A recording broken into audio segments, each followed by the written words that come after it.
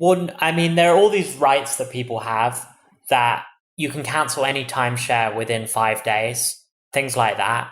One of the most exciting use cases is deleting data online from data brokers. So this is actually where ChatGPT plugins were working together, where there's a ChatGPT browsing plugin from OpenAI, and I asked it, find all the areas where my data exists. And then the DoNotPay plugin, once it found it, delete the data from these services. And so you're going to have these AI tools working together and passing like workloads. It can't do everything, but these very simple things, it can certainly do. Anything that people are paying lawyers $1,000 an hour for, it can be helpful with. And I think in that TV segment, it said that even the lawyers charging $5,000 to cancel a timeshare, they were just drafting a letter to do that. And even they were scam artists. So it's all one big expensive kind of exploitation. Welcome to Geared Up. I'm Andrew Edwards. I'm John Rettinger with no delay that time. No, not at all. I appreciate that. John, this week we have something a little different. It's a interesting, pertinent topic. Yeah, I mean, we've heard, I think everyone in the past few months has heard of artificial intelligence. We've heard of it prior, but it's really come into the mainstream to where the average person uses it. In fact, ChatGPT became the fastest growing consumer service or product, fastest growing in history. It grew to 1 million users faster than any other product we've ever talked about on this show, including things like the iPhone, including things like Instagram, etc. So there's obviously something big happening in the world right now. It's true. Giant. It was just on, even my parents last night were like, you need to watch 60 Minutes. Have you heard of this Google Bard thing? Like, yes, Mom, I've heard of it. So it's, when that generation is talking about it, discussing it, I think that we've hit sort of critical mass with something. AI is everywhere. There are reports of AI agents that you can sort of recruit and go out and do things for you, almost, relatively autonomously. Obviously, you've got ChatGPT, which you can use for a myriad of reasons, and those reasons are growing. But there's some real interesting use cases for the technology. Yes. And that is what we're going to be discussing today. Correct. That is a perfect intro to bring in our guest, Joshua Browder, the CEO and founder of DoNotPay. Joshua, how are you doing today? Good. Thank you so much for having me. I'm a big fan of your show. Thank you. So Go ahead, we're a big fan of what you're doing. I am looking at DoNotPay and the list of things that you do. I mean, my fingers get tired scrolling. Can you explain to the audience the elevator pitch of what DoNotPay does and what you guys are trying to do? So DoNotPay, I like to think of it as the world's first robot lawyer. And what that means is it's an AI agent that helps consumers fight back against corporations and governments to save time and money. So getting people out of parking tickets, getting refunds, getting DMV appointments, all of the areas where it's just a drain on our lives. And it's trying to level the playing field so that someone can have the same legal power as the most powerful in society. And this would do the work for the person. So if I'm trying to lower my bill on my internet connection, for example, DoNotPay will actually interface with customer service in the chat for me, correct? That's right. So we have bots that will talk to Comcast on your behalf and negotiate your internet bill. And what's interesting is the bots have gotten a lot better. In the past, Comcast used to offer a $10 discount and the bot would say, that's great, I'll take it. But now it's saying $10 is not enough. I want $100. And this is actually blowing my mind that GPT-4 is now pushing back. It's pretty awesome. And I want to give people just a breadth of understanding for the things that DoNotPay can do. I mean, so we're talking stock options. So, 803B elections, advanced directive healthcare, kind of what that is, and they could sort of negotiate for you. Airline flight compensation hacks. So poor Wi-Fi on a Southwest flight. Analyze terms of service for you. If you really want to know what's inside of TikTok's terms of service, you want to know what's in Facebook's TOS, it can analyze it for you, which is probably a topic I think we should have and talk about. It can talk to animal control for you. It can even annul your marriage if you'd like. It can appeal banned accounts, appeal parking tickets in Eddie City, appeal toll booth tickets, speeding tickets, help you get a birth certificate, breach of contract, burner cards, break your leases, get around phone verification type things, cancel subscription services, cancel timeshares, cancel anything, car lease negotiation. I mean, this, like I said, when I had to keep scrolling, the use cases here are endless. This is imagine like just a tip of the iceberg sense of what the technology is going to be capable of. Yeah, and basically it's software understanding the rules of the world and translating that to get things done for you. If you think about canceling a gym membership, some of these gyms require you to send a signed legal letter like Planet Fitness. AI will just do that in a second and send it off. And so it saves people time and money. Yeah, I had to cancel my LA Fitness and it took 2 days to get that done. When you mentioned canceling timeshares, I was like, what? Like that's virtually impossible to do. So that's interesting. Obviously, starting a company like this, there had to be some sort of impetus. What's the story there? I seem to remember like the DoNotPay app has been on my phone, I feel like for like 7 years or something. Like I've been using this service for a very long time, not regularly, but using it when a situation would arise. But I seem to remember parking tickets in particular being a major focus, at least at the beginning, if I'm not mistaken. That's right. So as you can tell from my accent, I'm originally from England.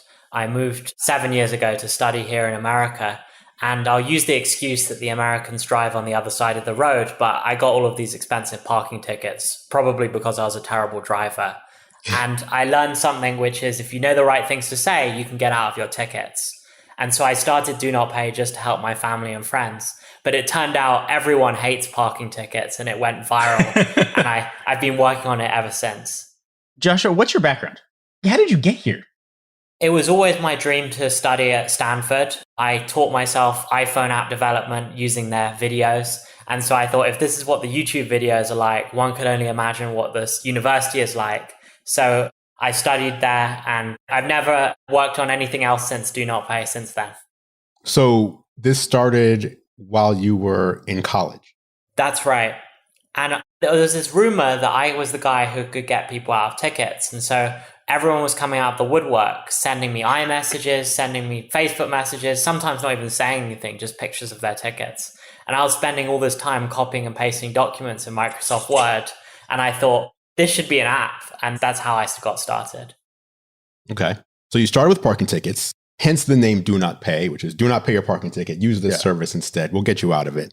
And as John just mentioned a couple minutes ago, there seem to be hundreds of use cases now. So can you kind of talk about the evolution of the service from just something that can help you get out of parking tickets? Not just because that's actually very convenient, but how it grew and how you added all these other services over time. I think another major one was, if I remember right, there's like the free trials where you would kind of give people like a temporary card number and temporary email address so they can sign up for, let's say, a free trial of Netflix or something without worrying about forgetting to cancel it, getting charged later, etc. So when I launched DoNotPay, it went to the front page of Reddit and immediately went viral. And people didn't know that it was just some college student building this. They thought it was a lawyer. And so they began writing in to customer support saying, can you help me with Comcast? Or can you help me cancel my subscriptions? And I couldn't reply to them individually because I had no idea. But that really made me realize that this idea is bigger than just tickets. What if people could have a robot lawyer to fight for all of their consumer rights? And as you mentioned, it took 7 years of building these products one by one to finally get to where we are today. Joshua, I did want to ask you, because I know this is a question that we're going to get. You've used the term now robot lawyer a few times here. That's caused some issues with you guys. And there's currently a class action lawsuit in regards to that. Can you talk about that a little bit, about what's going on, or the intent versus how it was interpreted, or anything that you can sort of share to sort of address that? 'Cause I know that's going to be the question for people. Yeah. So to practice law in the United States as a human being, you have to take all these tests and get all these licenses. And that's why the law is so expensive. They keep the prices high. Mm-hmm. And so with technology, doing it very cheaply, DoNotPay costs $18 rather than $1,000 an hour. It's a threat to that model. And so there's a class action lawsuit in California where the lawyers are suing us and they're saying, we're suing you because your unauthorized practice of law, practicing law without a license. Our response to that is due in a week. And I think we have pretty good responses because giving people documents to help themselves with Comcast is not practicing law. And so we're looking forward to defeating that. But you did have, if I remember correctly recently, you were asking if people would be willing to use the app in court, right? So like the app would hear what's happening and then give some sort of suggestion as to what the person should say next, which I thought was super novel. Is it related to that at all as well? Yes. So to give you more background, so 7 years ago, DoNotPay started as a template company where if this defense happened, if the signage was bad with your parking tickets, it would have a specific letter that it would use. But what's really exciting with OpenAI and the ChatGPT API, which businesses like ours can use, is that now we can use true AI to respond in real time to these disputes, like with negotiating with Comcast. And so what we said is we want to actually bring our technology to the courtroom where someone has AirPods on, just like right now, and the AI is whispering in their ear, telling them what to say. And that experiment really put a target on our backs. We didn't really have any legal troubles before then because lawyers didn't really see us as a threat. But there's not a lawyer who will get out of bed for $100 in-flight Wi-Fi dispute. But now when we started interfering with courtrooms, they thought, wait a minute, maybe we should start going after them.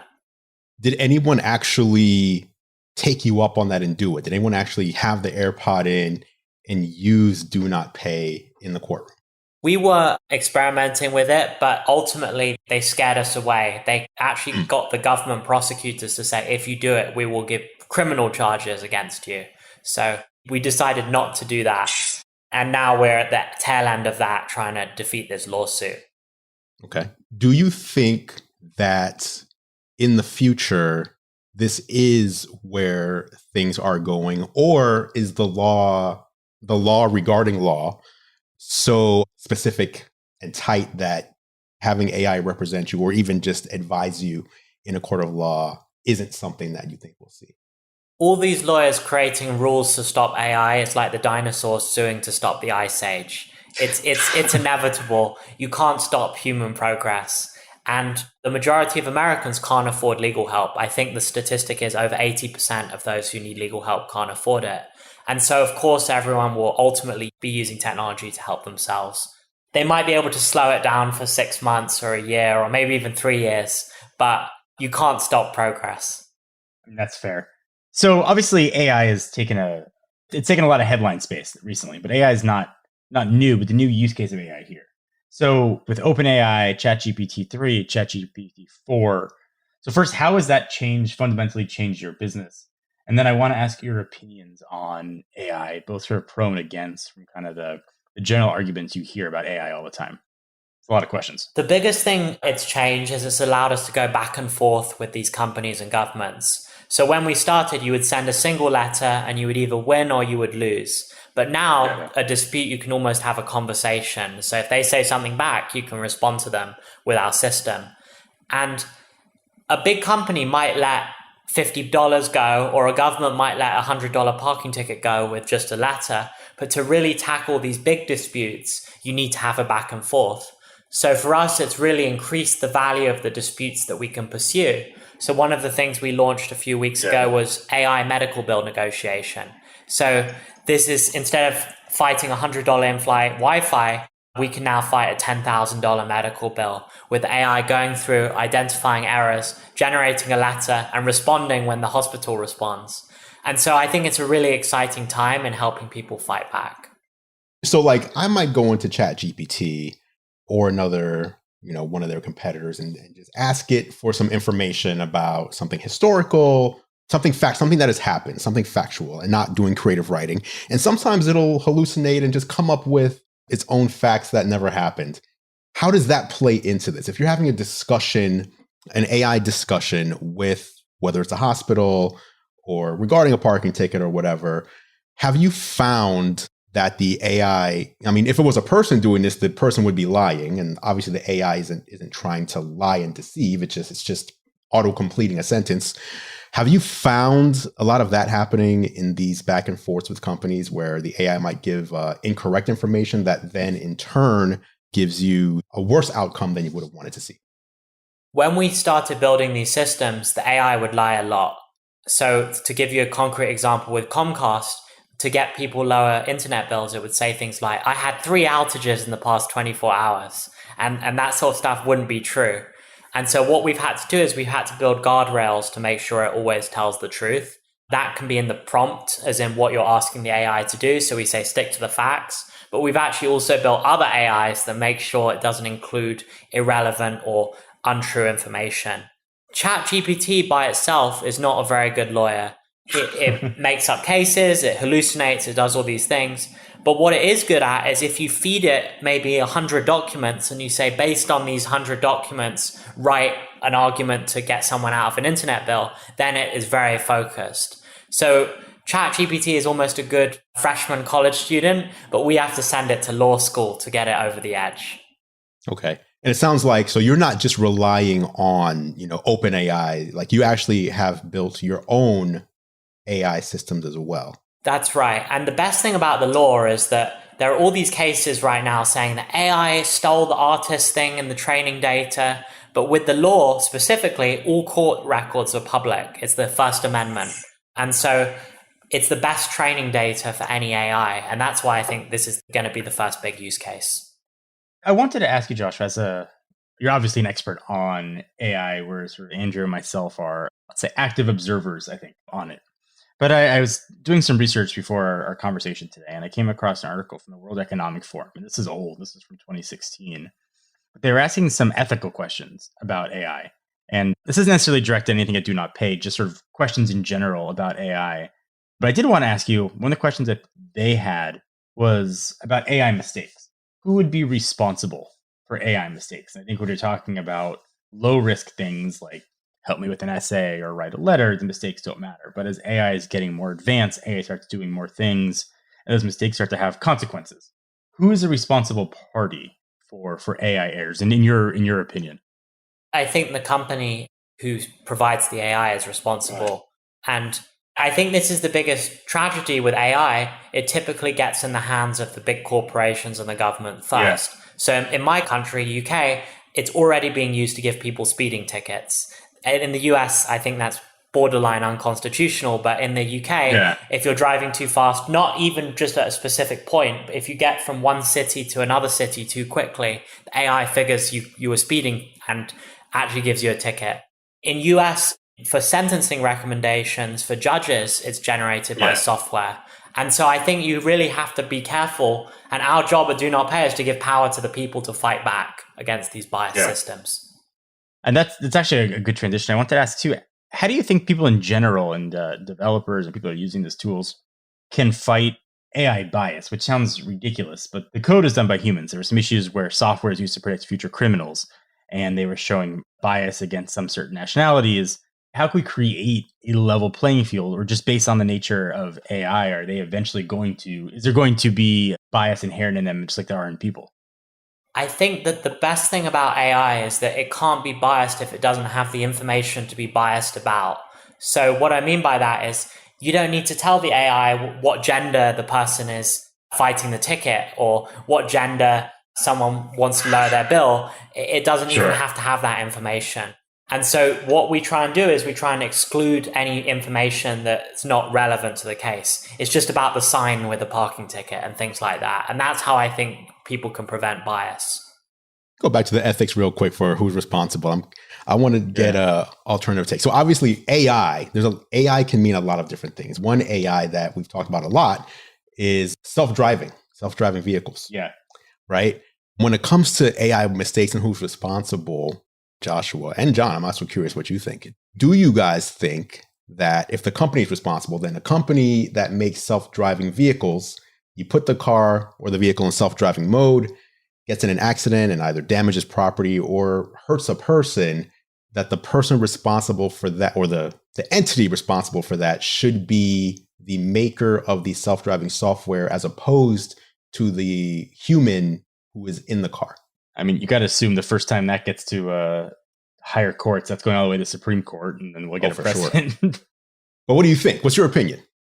I think this is not a new question. You could say the same thing about telephones. There's these robocallers that call 10,000 people every day, and we actually sue a few of them. And is it the telephone companies that are responsible, or is it the people actually using the technology for bad? And sometimes it can be both. Sometimes it can be like 75% one person and 25% the other. It depends on who's making the mistake and also what the intentions of everyone are. I think that's fair. I think when I try to talk about AI with people, it's a topic that I come across regularly.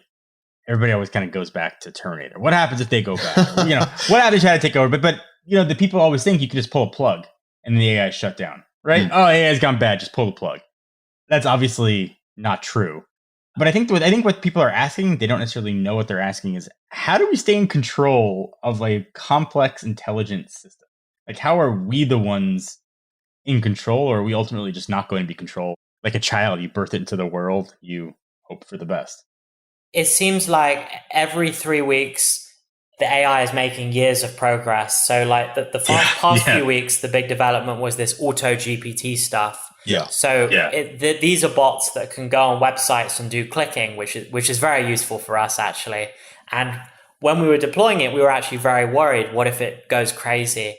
And so you really do have to build these guardrails, but I don't know how long the guardrails will last. It's interesting that OpenAI itself hasn't launched an auto GPT type thing. It's been the open source community. And I think that's where things will get dangerous. These big companies know how to create limitations, but the open source hackers, they don't really think about ethics or consequences. They just roll with the technology. Yeah, I think that's fair. How do we stay in front of that? How do we combat that? Or is that more of a governmental? Can we combat it? Yeah, is that a governmental question? Long term. You can't rely on the government because we live in a global internet and things like that. And maybe in the US, they'll stop it, but then in China or Europe, they'll keep it going. I think the solution is actually more AI. So we're going to have AI that tells us whether this image is real or not. And so it's an arms race between the good and the bad, and hopefully the good win. I mean, it's a question of who's going to watch the watchers. Well, the watchers are going to watch the watchers, but who's going to watch the watchers watching the watchers? That leads me to another question. I was watching your Twitter account recently. I've just been observing some of the upcoming, the ChatGPT plugin that you guys are working on. So basically, ChatGPT is going to be launching several plugins that add functionality from different services. Like I think like DoorDash, for example, you can use ChatGPT. What should I eat tonight? Here's what I'm feeling. What restaurants are open? Okay, order this for me. Right in the ChatGPT conversation. But one of the plugins that's coming is a DoNotPay plugin, where you can have this conversation within ChatGPT using DoNotPay, and DoNotPay will take actions on your behalf. So talking about who's watching the watcher and the watcher's watching the watcher and all that, one example you gave, and I want to get into a few of them, but one of them that I saw, I thought was super interesting, was trolling spammers. So if you're getting spam in your mail, someone trying to trick you into giving them money or whatever it might be, you can forward this message to DoNotPay, and DoNotPay will then, well, you have a few options, right? You can just give them a little spam back, or you can engage in an endless conversation back and forth where it's actually DoNotPay engaging in an endless conversation with the spammer, and you're just kind of left out of it. You're just annoying the spammer, right? Yeah. First of all, what was the inspiration for this before I get into my next question? The inspiration was a public service. For every minute that the spammer is wasting chatting with an AI, they're not spamming other people. And no one likes to receive spam emails, texts, and all of this stuff. Yeah. And so you can pay it forward without having to do anything and waste their time. Okay, so first question, how long before it's just spammers also using AI, and then it's just AI having a conversation with another AI and no human is even involved here? It's just almost for no reason going back and forth. We've already seen this. So the spammers are using AI, we're using AI, and the AIs are just talking to each other, wasting each other's time. Even in those cases, though, we're wasting the scammers' money because we are burning their computer systems. We don't charge our consumers for the emails. And so it's just about wasting their resources. Okay. And then another one I saw a developer respond to that tweet. I think they might have quote tweeted it. I wasn't sure if you saw this, but basically they make software. They sent an email. I think it was like an autoresponder to someone that sent in a question about their pricing. Basically, the long story short is the person who emailed the developer just didn't like how expensive the software was and they didn't want to pay. They thought it should be free. And they forwarded it over to DoNotPay, which started the endless cycle of spam. And the developer was like, I'm a legit developer. I'm not a spammer. This person just doesn't like how much I charge for my software, but I think it's a fair price. How do you avoid that? Like, do you guys have the resources to look and see? Like, could I just like, if I'm like jilted by a former friend or former lover, just insert their email here and just start annoying anybody? Because I know you really mean it for spammers in particular. So it will only send a single email. And then if they respond back, then it will continue the conversation. But it's not going to send. So if there's no response, then that's it. Yeah, that's it. I mean, this is like people getting upset with review websites because someone left a bad review. I'm sorry that someone thought their marketing email was annoying, but we stand by our customers and we won't back down or be bullied just because someone's upset with our customers using our tools. And anyone who's upset should perhaps consider why the email was reported as spam by a real user in the first place. But I haven't seen this specific case, so I'm not commenting on them specifically. Joshua, what are people using DoNotPay for the most? What are you seeing the best use case, the most popular use case for the service? The biggest is refunds. So these big companies have a business model of concentrated benefit but spread out harm. Like your cable company can give people a $10 late fee. They give 10 million people a $10 late fee. They make 100 million, but the average person can't fight back over $10. And so that's what we're seeing our software being used for. Is there ever an instance where the real people have to get involved or the AI handles everything? So we specialize in disputes below $10,000. We have multiple levels of escalation. So the first is it will send an aggressive legal letter to the company. The second is it involves like third parties like your credit card company to get the refund. And then if that fails, then a real human has to go to small claims court and it gives you a script of what to read, but the human has to read it and participate in that process. It's incredible. I mean, that's like having a 500-pound gorilla in your corner, you know, when you're competing against these or fighting against these large entities with endless legal budgets. As somebody who's fought many lawsuits and has been involved in more legal proceedings than I am going to care to share, tools like this are invaluable. Even just getting information from an attorney, the yes or no answer, you know, you're getting charged by a quarter of an hour. I mean, that's a 15-minute answer. So there's real value here. I think so too, but I'm biased. Even responding to lawsuits, one of the things we're working on is if someone is sued in a debt collection lawsuit, generating the response automatically. Because if you don't respond in sometimes 21 days, you lose by default. So just these sorts of things to give power back. So, Josh, you mentioned AI is sort of getting years advanced every few weeks. How do you see services like DoNotPay changing over the next few years? I mean, as ChatGPT 3 and 4 and all the open services start to sort of offer more resources and things just get smarter. So we're completely redesigning and redeveloping DoNotPay to match this AI era because I think consumer expectations are rapidly increasing. So we're launching DoNotPay Chat powered by the ChatGPT API, where you can just say to it, I got this spam text message, and it just goes in the background and gets you money and things like that. And you were mentioning earlier all this scrolling you were doing to pick a product. That won't exist anymore. It will just be you tell it what you want and it will get it done. And it can even be something as simple as find me some money today, and it will go on like state websites to find unclaimed money that the government has in your name, for example. That's I want to go back to that real quick. So another tweet you were showing was using the AI to cancel a gym membership. And what you said was it immediately drafted a legal notice to cancel, it e-signed it, connected with USPS to mail it, all without leaving the conversation. And again, all through just the ChatGPT interface. I just want to know more about this. Like, obviously you're not sharing, or I'm assuming you haven't shared every single thing, every single use case that the plugin's going to do. But even something like that, like canceling a gym membership is kind of notorious for being virtually impossible. John mentioned earlier canceling timeshares, which there was just last week tonight, John Oliver did a segment on this, I think 2 weeks ago, where it was like how insanely hard it is to do. Is it really as simple as just putting a few sentences into ChatGPT with DoNotPay integration? Well, I mean, there are all these rights that people have that you can cancel any timeshare within 5 days, things like that.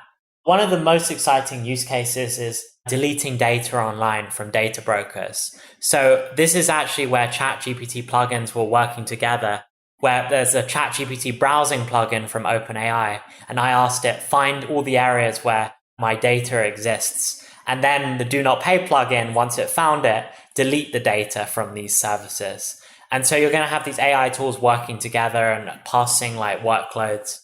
It can't do everything, but these very simple things, it can certainly do. Anything that people are paying lawyers $1,000 an hour for, it can be helpful with. And I think in that TV segment, it said that even the lawyers charging $5,000 to cancel a timeshare, they were just drafting a letter to do that. And even they were scam artists. So it's all one big expensive kind of exploitation. What other industries or areas do you think could benefit from similar AI-driven assistance, either through DoNotPay or just companies that focus on completely different areas? I think accounting is going to be driven by AI. All of these obscure tax forms, one of my friends is working on a company to do that. Law, of course. Research, AI will be able to generate like 5-page research reports instantly. All of this typing at a desk. But I don't think entertainment will ever be replaced by AI. So this whole concept of the future and what's going to be replacing. Obviously, the job field are going to change, employments are going to change, but what roles do you see AI taking on in the workforce, if any? So it'll be two different areas. In some areas, it will replace humans completely. So imagine instead of having a designer, DoNotPay could just have the AI generate our designs and it will look very good. But in other areas, humans and AI will work together and a human will be like 10 humans. And that's also exciting. I think a lot of people will have to adapt. There's a lot of fear right now. We actually were interviewing an engineer only 3 weeks ago and they didn't know what ChatGPT was. And so we decided not to make an offer. And he even said he was passionate about machine learning and things like that. But I think people have to really stay up with the times. For sure. I want to ask you a couple of questions kind of outside of DoNotPay, but more focused on you. You said you started this when you were in college. So obviously you're a pretty young guy, even now, several years later. What inspired your passion for technology and entrepreneurship in particular? I think the best thing about technology is you don't need anyone's permission to build anything. If you work for a big company, it takes maybe 20 years to work your way up to the corporate ladder to make big decisions. But with technology, you can decide to create something and then 12 hours later it can be built. And especially today with the AI era, with the ChatGPT writing code for you, maybe it takes 1 hour now. And so I really liked, as you can tell, I'm probably anti-authority. So just giving power to the people and being able to do what you want without anyone's permission. And that's why I started creating iPhone apps at the beginning. Have you always been that way, or is it DoNotPay kind of brought you to this mindset? No, I was always this way. My first kind of commercial iPhone app, there's a famous sandwich chain in the UK called Pret a Manger. I think they have a few chains in New York as well. And I just created the Pret a Manger iPhone app in the UK without any copyright permission or anything like that. And the legal department were trying to get it shut down until they realized it was actually just a 15-year-old doing it. And then they backed off of it. So I was always fighting back from the beginning. And then before we get into the more general tech topics, I love talking to other entrepreneurs and learning. Who are your role models or influencers in the tech industry? I was very fortunate. I met Warren Buffett actually when I was starting DoNotPay. And I asked him what was one time that he fought back against authority. And he told me the story of, I think maybe 60 years ago almost, where he sued a company in small claims court as Harper's Magazine, which still exists today, because they weren't canceling his subscription and still sending him bills. And that's actually what made me realize to expand to that specific use case, canceling subscriptions. And so I think one can learn anything from just chatting with these people and seeing what they have to say, because they're a lot older than me, but I am getting old myself. So Josh, let me ask you some general tech questions. Help us get to know you. We talk a lot about general technology here, Android, iPhones, sort of new consumer products that are coming. First of all, what phone is in your pocket? What phone do you use? The most recent iPhone. And have you always been an iPhone guy? Have you dabbled in the Android side? I went straight from BlackBerry to iPhone. I missed the BlackBerry, but I'm not an Android guy. That's fair. And Andrew, I wanted to ask you if you saw the news that came out today with just like a slew of information on next gen iPhones as well as next gen software at WWDC. No, I missed today. Anything that came out today, I probably missed it because I was studying for this. So what came out? All right. So I'll give you the highlights of everything. Let's do it. iPhone 15 and 15 Plus rumored to feature frosted glass backs like the Pro models. Okay. Nothing too exciting. I know you and Sam got way too excited over home buttons, but it does appear that the home buttons will remain, but an action button will be there instead of a profile switcher. Yes. So that was something. Apple savings was announced today. I did see that. 4.15% with Goldman Sachs. So no surprise. It's not a bad rate of return. I'm looking at my Chase savings. I'm getting 0.05% on. So probably should look to make some move there. iOS 17 to support side loading to comply with European regulations. That's interesting. Is a pretty giant, juicy story. I don't know what that's going to do for Apple's privacy and security concerns. Joshua, any thoughts on third-party app stores on iOS? We really don't like Apple. We have an iPhone app. We've been fighting with them for years. And so I think Apple, out of all the tech companies, is the most evil. Maybe you guys disagree with that. But you're going to see so many creative apps. Like there'll be an OnlyFans app. There'll be all of these apps that Apple would never allow. And maybe we'll have an unofficial DoNotPay app that does the more controversial stuff as well. So I think it'll be good for innovation. What about security and privacy? The iPhone is built so that all the apps are sandboxed. I don't think it's going to cause a security concern. In terms of privacy, it's not too different from using a web browser. These big companies like to scaremonger people into conveniently paying them 30%. And I think people are good at taking their own decisions.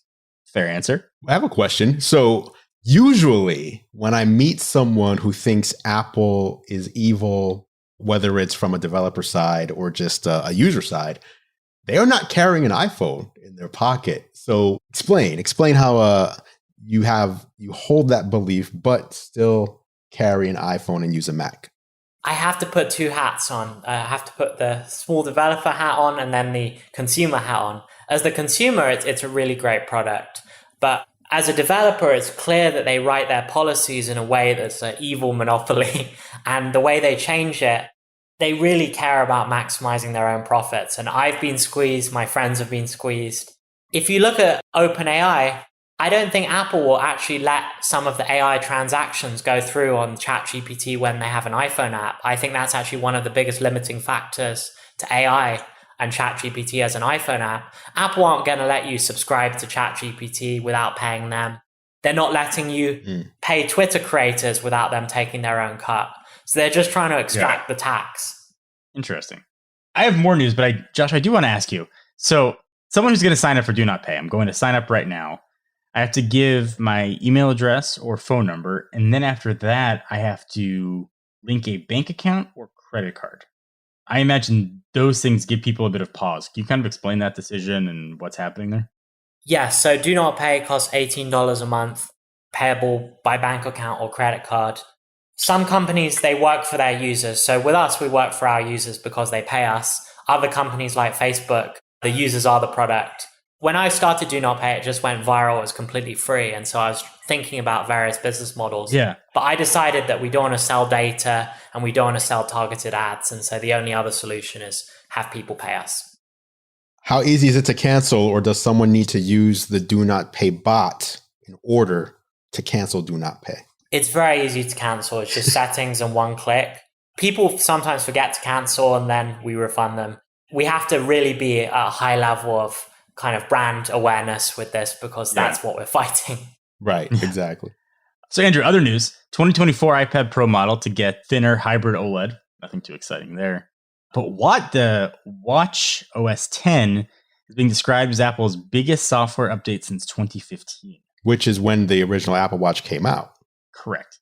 Don't know what that's going to entail, but they are saying a major update with bigger enhancements, including an updated interface.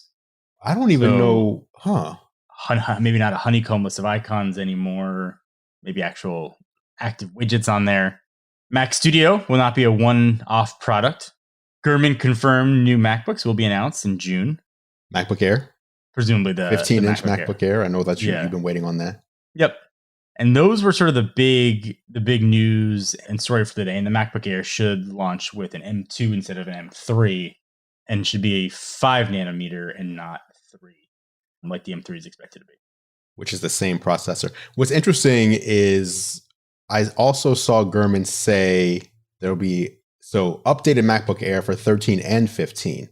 But what's weird is if you are updating the 13, but with the same M2, what's the update then? What's the update? So I think that's the question, right? Presumably it'll be a newer version of the M2, maybe an M2 Pro. I don't know why they put the that Pro in there. Air. That's cool. Don't know, but yeah, there's certainly not an update from one to the other. Yeah, that's because that's the main update nowadays. The main update with these machines, especially, it's going to be design. It's going to be the chip, and the design just changed a year ago. Last year's WWDC actually is when they announced the MacBook Air. So they're not changing the design. So if you're using the same, I don't know, something's weird there. If you're using the same chip. I have a 2021 14-inch MacBook Pro with the M1 Pro chip in it. Still a beast of a computer. Will I see any improvements whatsoever from an M1 Pro to a M2? Like, will I see a decrease in performance? The M2 Pro you will see, but if you went from M1 Pro to M2 non-Pro, you will not. You will not. So it's really just a bigger screen. It's kind of, the overlap is kind of, it's like one chip overlap, if that makes sense. So like, the M2 Max will kind of beat the M1 Ultra, but it won't. You know what I'm saying? Like No, I get you. Yeah. I'm still waiting for this Mac Pro though. You've been waiting for a while. What's going on? Okay, what about headset? Is it time? Is it finally time? You think it's going to happen? Still unconfirmed, but the prevailing theory is we will see the headset in June, but it certainly will not launch until later in the year, if not until next year. I wouldn't expect it to launch, right? Because they need the developers to make apps for it. Yeah, agreed. Joshua, DoNotPay coming to an Apple headset? Do you mean like the Apple goggles?